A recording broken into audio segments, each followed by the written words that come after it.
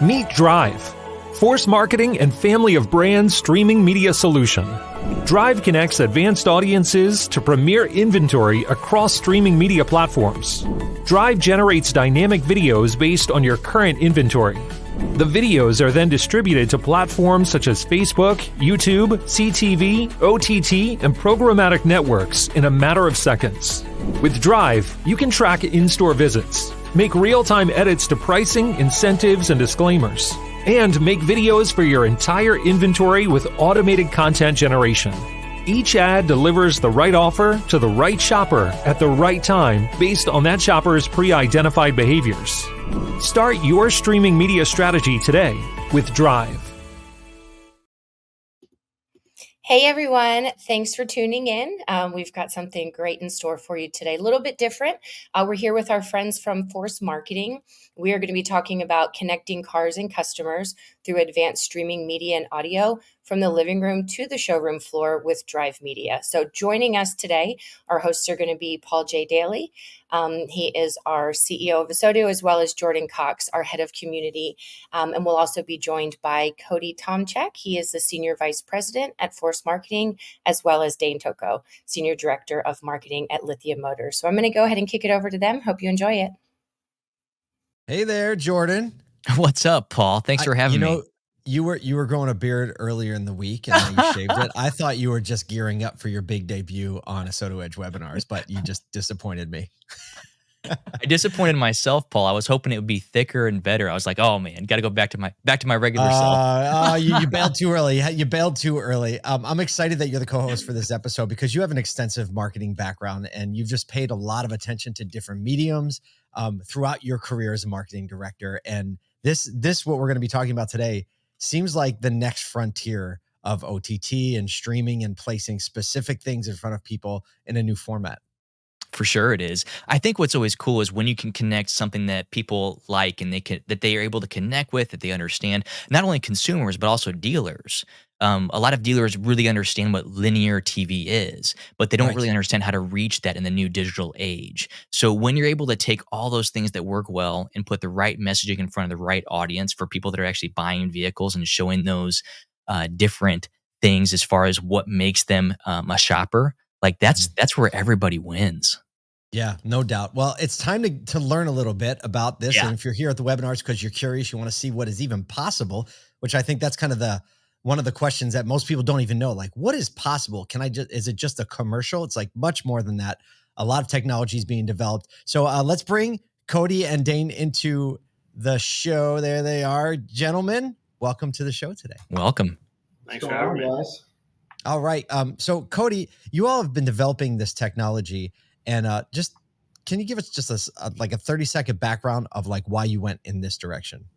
Yeah, this all started pre-COVID, where we recognized the consumption of media by the consumers was just shifting more and more and more towards the streaming side. And this was a space where other industries outside of retail, automotive, they had been leaning in heavily a lot earlier.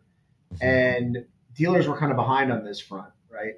Give us an example, like what industries were leaning into this? And maybe that'll be some familiar things that we'll consumer products, e-commerce, obviously in a really big way, right? Just recognizing where the audiences are and where their attention is going. And then you sort of get all of this massively accelerated by COVID, right? Where everybody's sitting at home and now the streaming numbers, jumped considerably. And this now is not an option of where dealers need to be, right? They have to be here, but It's also, as you alluded to, right? It's a big unknown. Mm-hmm. And I think that gives the dealers, a little bit of fear in what they're doing. Like, am I doing it right? Or am I just sort of checking a box because I think I have to be here? Right. And so we've been trying to evolve it in a way that not only sort of matches where the consumer is, but helps the dealer understand specifically how it's helping their business, right? Like metrics that actually matter to them. Dane, obviously Lithia is a very sophisticated marketing group. What is your position just generally on this type of marketing and what is it about it that gets you excited? Yeah, it's extremely exciting because the market, as you guys know, the automotive and just in general has completely done a 180 over the last 4 or 5 years. And most of our leaders in this industry are very veteran leaders that have 10, 15, 20 plus years of experience. And And what gets me excited is bringing the data to the table and showing these leaders of how hard this industry has changed and where the marketing strategies have to be, and then seeing that all come to life.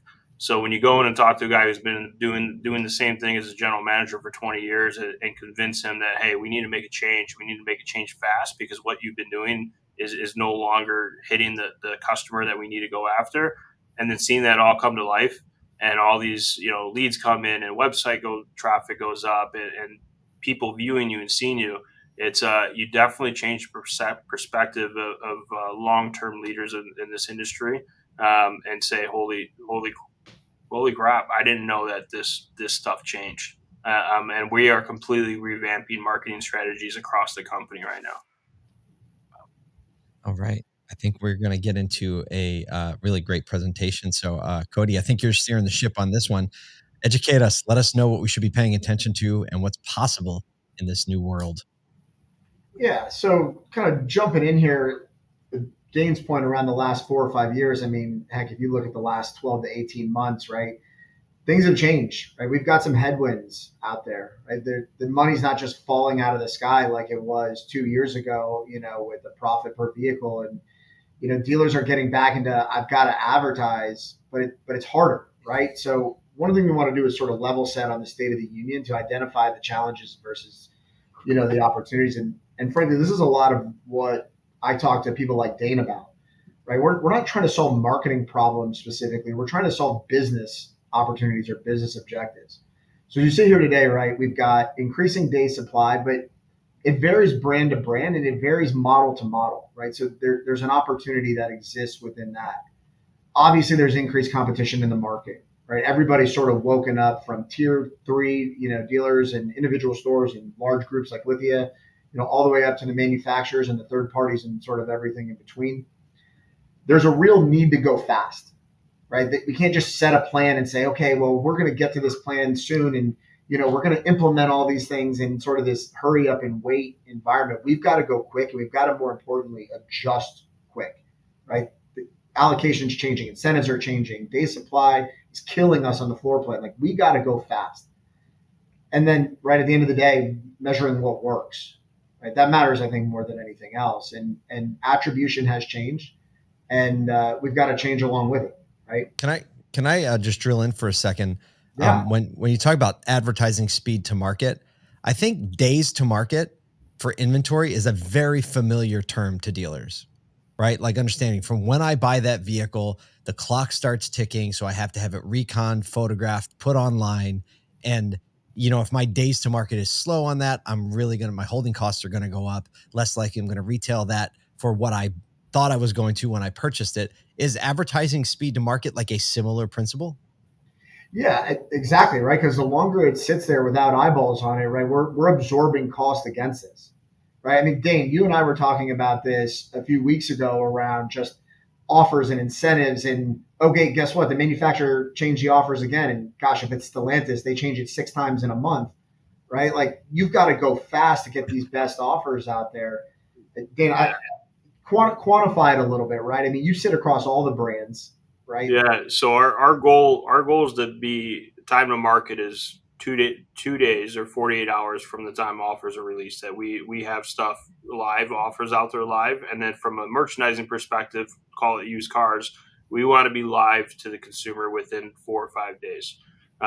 Now, when all these changes happen with marketing different strategies, so did our team. So we now have operations in our title because we're going into stores and I have to, from an operations standpoint, I need to know what their floor plan is. I need to know what their day supply is. I need to know all these things, what their heavy models that they're selling, which ones they aren't selling, because this type of marketing is so specific to a very specific customer, and we can get as narrow or as wide as we want. But if I don't know their operations and how the business is running and where they're at today, I can put anything together and it may or may not work. But when I know their operations and my team is zoned in on their operations, we can zone in on a marketing plan and be very, conscious to cost, and really execute really, really well when you have both those pieces together. Got it. All right, let's go back and keep going. Yeah.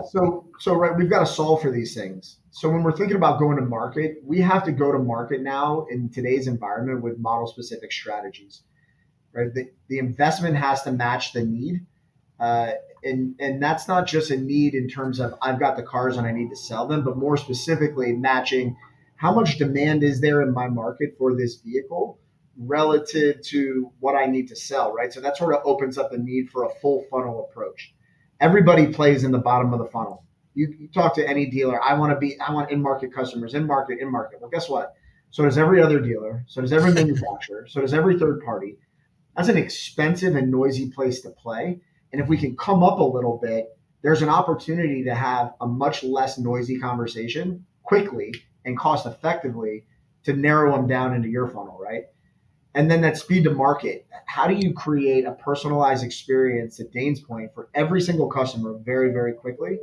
And then at the end of the day, and this is where I think marketing in general needs to continue to evolve in retail auto, is what are the metrics that matter? Because guess what? To a general manager, impressions, clicks, views, right? Who cares? At the end of the day, did I sell more of that model? Did I increase my turn rate on that model, or did I not? Right? That's all. Right, because all those metrics can lie easily. Oh, you give me, Dane, right? We can make any metric tell whatever story we want, right? Give me a spreadsheet and a metric, and I can tell you it's good or bad. I say it all the time. There's never been a vendor that came into my office or came to a meeting and showed me bad data. That's right. They're all good data. They're all going to bring good results. And we actually started building a dashboard that now it's like, okay, I have the marketing data that you guys don't really understand, but I got the results that you guys do understand from your store. And it comes down to two things. Did you service more cars, or did you sell more cars? If you didn't do one of those two things and we just invested an extra 10 grand a month for the last 90 days, it obviously didn't work. We need to redirect. And hey, we're not perfect, but we know when to redirect because we're paying attention to how the dealer's business outcomes are on a monthly basis. I think you just brought up a point, and it's a slight tangent, but a relevant tangent and a common one that is, I think, it's kind of a chronic. I'll be dramatic. I'll call it a chronic disease in the minds of general managers, and that is the fact that when you spend, especially if you're spending a little bit up in the funnel, that you need to measure and quickly change the whole thing in 30 days. The fact that you just said 90 days just warmed my heart up, because even as a public company, looking at things on a 90-day cycle is pretty common, right? Because you have earnings reports and things like that. But it takes time for things to settle in. And I just wanted to drop that in there because I hear it all the time. And a lot of times I will see a dealer adopt a good tool that works and just don't give it enough time to bake, right? And then they pull the cake out of the oven, they throw it away, and they put another one in, they throw that one away 30 days. So I think that's not doing anyone any justice there. So I'm glad you said that. I just wanted to highlight that. The good news here, and we're going to highlight some of this in the next slide or two, the opportunity to measure that over time has increased significantly. So you can actually demonstrate measurably leaving this on translates to X versus shutting it on, turning it off, turning it on, shutting it off, right, over and over again. Great. We'll let you keep going then. Yeah. So here's a rundown at a high level on Drive, right? What we're aiming to solve on those specific areas. So number one, we want to start with a profit center and a model specific strategy on the sales side. This is a significant departure for how dealers are used to operating, which is a channel specific strategy when they're building their marketing. I want to spend X dollars on paid search, and I want to spend X dollars on Facebook, and I want to spend, right? Those channels are just means to an end. What business objective are we trying to solve? And let's start with that. From there, we want to figure out who we're going to talk to. Again, we're not on a channel yet, no publisher. Just who are we going to talk to? And there's a lot of data out there. I mean, you're looking at a sort of an eye chart here on a bunch of the data partners that we work with, including all the major DMS providers and CRM providers out there. The reality, though, is you can't get wrapped up in a logo, right? We've got to be able to validate the efficacy of the data because there's good data and bad data from everybody at the end of the day. From there, now we've got what we want to accomplish. We've got who we want to talk to. It's about finding where we can go talk to those people. And we're going to get into some media consumption fragmentation in just a bit here. But you can't just pick one spot to be because we all don't consume media in one spot. This is not 50 years ago where we have 3 channels to choose from. We have a million different ways to consume our media today, and we've got to be in a bunch of different places. Personalizing the creative and more specifically doing so at scale. And then finally, measuring what works at the end of the day, right? Measuring business outcomes, not measuring marketing outcomes. Because as Dane said, nobody cares, right? Nobody cares what the marketing metrics are. They care, did your sales go up? Did your market share go up? Did your CPRO volume go up? Because if so, great, then the marketing's working, right? We got to measure business outcomes. So a bit of an eye chart here, but it's important to think about the audience funnel in a different way. So when we first started chatting on this topic a few minutes ago, right, I mentioned everybody wants to play in the in-market space, right? That is a noisy environment. And in-market, as we define it, is 7 to 30 days from purchase. And it's great. You do have to be there. There is high intent, but again, it's noisy, it's expensive. And so what we have evolved over the last 5 or 6 years of doing this is an audience segment that we define as pre-market, which is 31 to 90 days from purchase. These are offline signals before online intent, right? This is, I'm in an equity position. This is, I had a life-changing event, right? This is, I have a need, but I haven't started shopping yet. And on a first and third party side, through validating these audiences, right? You see some of the math on the right over here and some of the things we're taking a look at.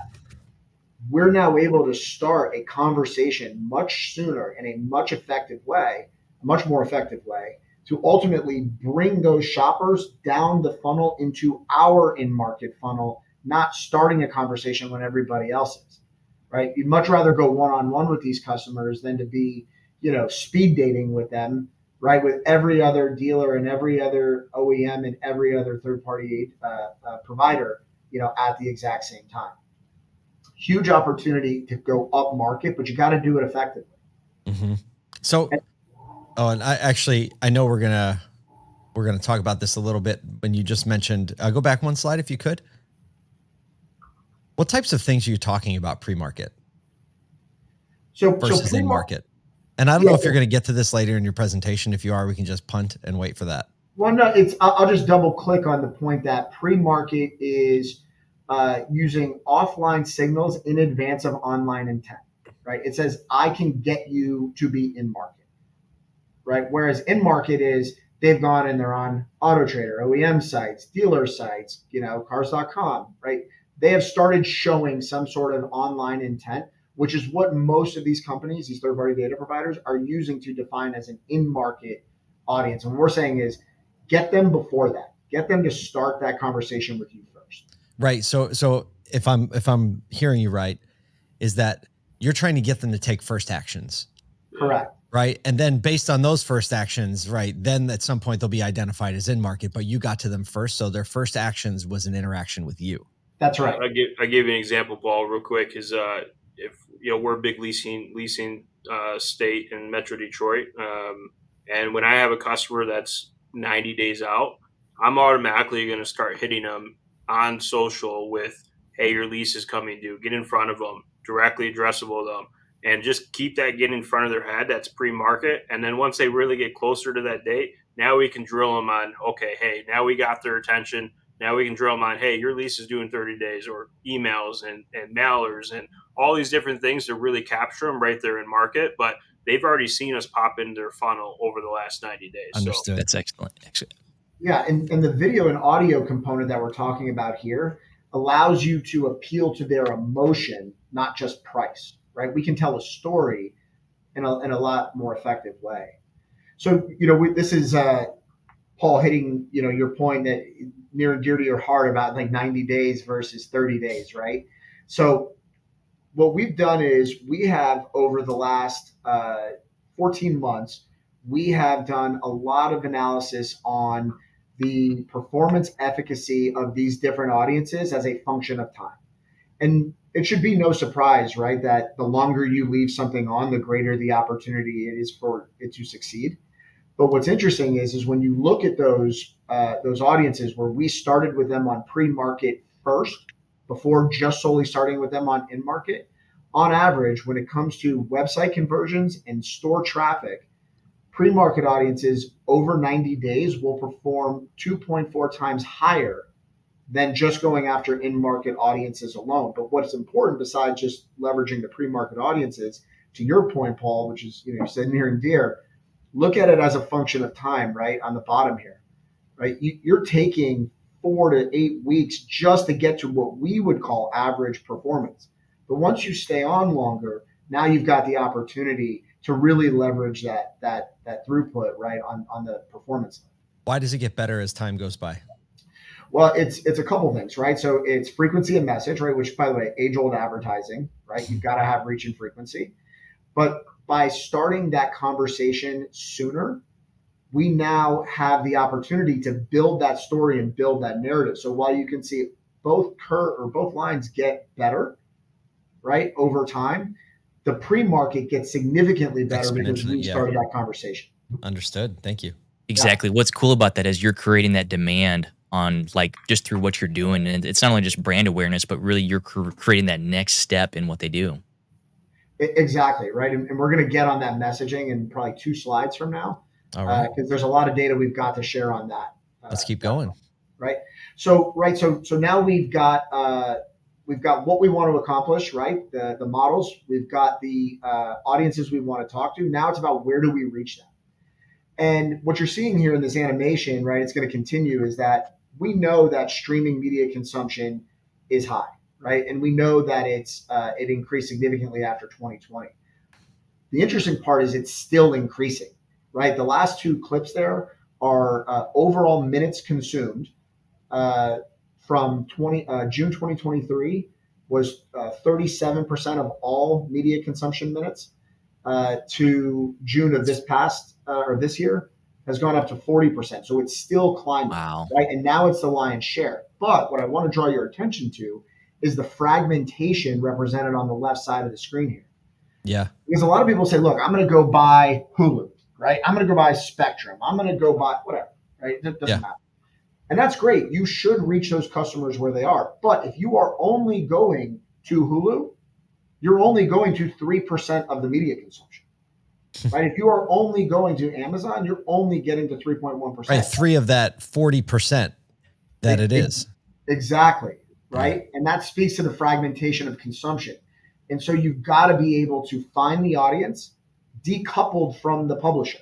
I want to know who I'm talking to, and then I want to go find where they're consuming their media, not the other way around.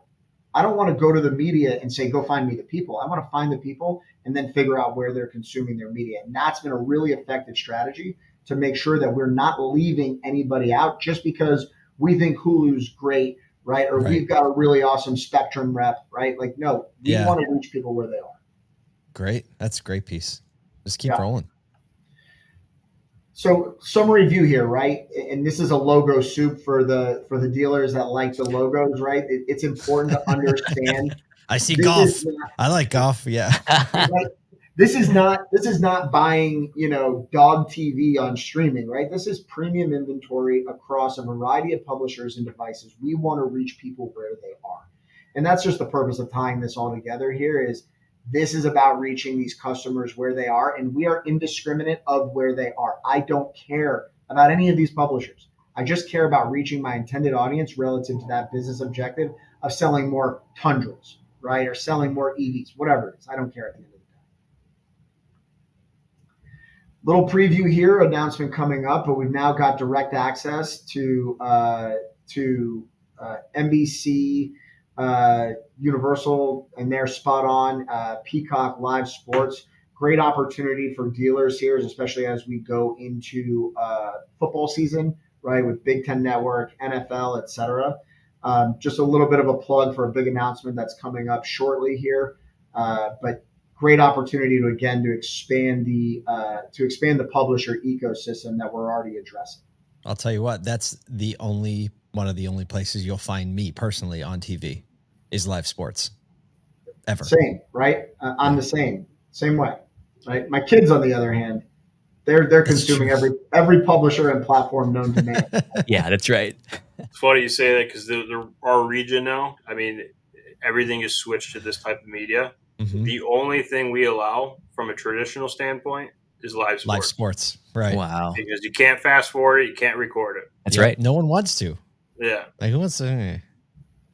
Don't want to do it. So tying back in now, Paul, you know, what I was pointing to just a second ago Yeah, that's my favorite part. Why, Yeah. right? Why does the pre-market deliver over time? And it's not just about reaching the customers; it's about the message, right? So we took that same 14 months worth of data, and what we did was we were tagging our creatives for different themes, right? You know, OEM branding, dealer branding, offers and incentives. Were they lease offers, APR, off MSRP, right? Was it about the inventory? And we just got done publishing this data at ASOTU with you guys at the conference in Baltimore. And the data is telling, but I would say not shocking. But it's important to think about it, you know, when you're applying to these strategies. And so when we say lift here, just to sort of appropriately quantify what we're talking about, lift is specific to store visits and to sales, right? So when we say lift, we're talking about not lift in views, not lift in impressions, but specifically lift to store visits, showroom ups, and sales.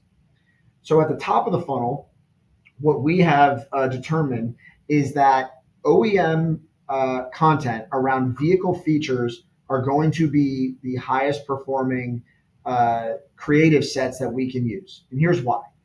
This is an impressionable audience. They don't care about the offer yet. They're not in market. We're trying to get them in market. And the way we're going to get them in market is to tell the story about the vehicle, right? Why this vehicle is so great, right? All the bells and whistles, why it's going to change their life, why it matches their needs and their lifestyle and all these things. But not just branding the OEM for OEM's sake, but wrapping around that on end cards with the dealer, right? We're your trusted source of information on this vehicle in particular. And when we do that, that set of creatives sees nearly a 59% lift in performance versus using all other creative sets. That makes sense. People haven't decided what they want yet. They're impressionable, right? Yeah. And now when we bring them down into the funnel on the used car side, it's all about the VIN. Shocker, right? And what you're seeing is our dynamic video ad unit here, which pulls inventory directly from the VDP, where we can match it with what the customer is most interested in and do this at scale. You could have 1,000 customers see 1,000 different VINs every single day, refreshed every 6 hours. So it's current inventory in real time, right? Which we talked about, you know, recon speed to market. As soon as it's on the website, we're now able to market that customer to that vehicle. On the economy brands, right? So think your, you know, Hondas and Chevys and Kias and so on. It's all about the offer, right? At the end of the day, the offer is performing the best, and more importantly, lease offers. And this also shouldn't be a surprise with vehicle affordability issues. Payment-driven offers are performing the best right now. And on average, you see a 51% lift in performance when you do so. And then finally, on the luxury brand side, it's a combo. Lease offers coming back in vogue as everybody tries to rebuild their lease portfolio, which, you know, has a nice maturity cliff happening right now. About half as many in Q4 as in Q2 nationwide. Lease offers, but it's also about not only vehicle features, but tech-heavy features in particular, right? And when we do that, we see a 27% lift versus all other creative sets. Now, here's the real key. How do you do this at scale in real time without having to ask the dealer, what do you want to do? And so what we do with the dealers is, Dane and I talk about this a lot, is we want to have all these creative sets ready to go. They're all there. They're always on, right? And when the offers get updated, we update the offers. But I don't want to go to Dane or any of Dane's dealers and say, okay, let's make sure we segment out the pre-market people and they're going to get this video and then the in-market people and they're going to get this video. That's not scalable. That is where effective marketing goes to die. And so instead what we want to do is we want to have it ready so that when we do drive the customer from pre-market to in-market, that creative that they see automatically switches from vehicle feature to offers, right? We're going to do that on behalf of the dealer with whatever the most current offer is at that day, at that time, so that they don't have to do it. And that's why it works, because it's always on, it's always running. And I don't have to ask the dealer, what do you want to run this month? What do you want to do? Tell me about your branding. No. All I want to do is, what vehicles do you want to feature? Cool, I'll take care of the rest. Done. Right, speed. Right, and that's where these things are effective. All right, let's keep rolling. We're getting there. We might have some questions too. We're almost done here, which is perfect, right? So full funnel attribution. And this is where I think it's important to not only talk about the metrics, but more specifically how they work, right? So on the first box, right, with media metrics, these are the things that everybody has used for years. And by the way, most people are still using, right? How many impressions, how many households did I target? What's my frequency? What's my views? All the stuff we said we can make say whatever we wanted to say. Exactly, right? Well, then you advance the ball down the funnel, right, to website metrics, right? How many website visits did I get? How many VDP views? How many leads and key events did I get? Again, all of this is tracked within the platform. About 5.5 years ago is when we introduced physical attribution, right? Store visit. Of the people who watched my ad, how many of those people physically showed up into my dealership? And we use data location partners like Foursquare as an example to be able to determine that down to a lat-long level in real time with very high confidence interval. And then finally, the metrics that matter at the end of the day. Of the people who watch my ad, how many of them bought a car? How is this impacting my market share? How many of them bought a car from a competitor? Now we can make better decisions around what are we going to do in the future, right? How is this going to inform future campaigns, which is going to be our dismount slide on this whole presentation. Is marketing attribution is only good if you do something with that information. I can't sell another car in July. July is done. What am I doing with that information to make tomorrow better? So quick highlight here on a Lithia store that Dane is obviously super familiar with. This is a case study with them that speaks to exactly what we're talking about here, right? Store calls, what do we need to prioritize? What is it that we are looking to accomplish? Great, let's put together a strategy where we can define the right audience, we can meet them to where their media consumption is, right? And then at the end of the day, how did we do against that audience, right? And as you see here, you don't see a single metric on the screen here on this case study about impressions and views and all that good stuff, right? What do you see? How many cars did they sell from the audience we went after with this investment? How many people physically showed up at the dealership? Is there anything else that matters to the dealer at the end of the day? I don't know, Dane, tell us. No. Does it sell cars? I'm an operations guy, and I shoot it where it is. And hey, did you sell more cars? Did you service more cars? If That's not, right. We got to redirect. So how do you wait? If you go back to the last slide, Cody, I have a question.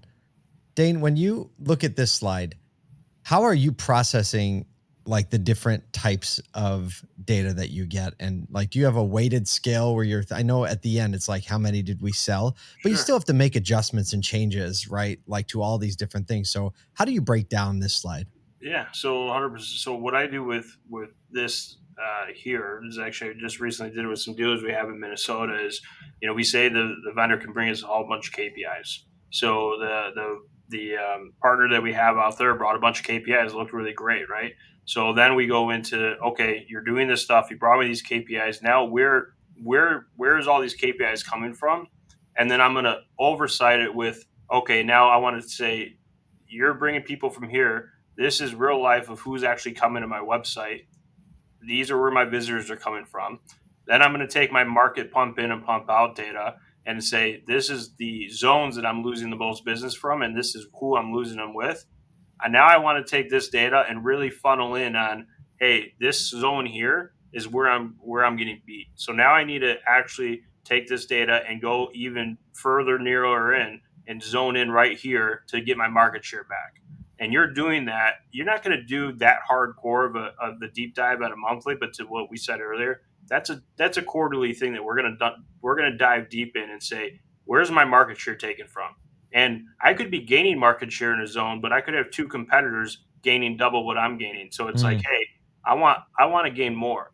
And that's where we get very narrow in on, hey, I can go out and spend $60,000, or I can spend $30,000 and be cost conscious for the dealership, but I can zone in on where I need to be versus having this big blanket of advertising across the board. And then when you get down to the sales, I mean, it speaks for itself. It's like, hey, you got us to the right spot, the right zone, you hit the right customers, and we saw an increase in sales from it.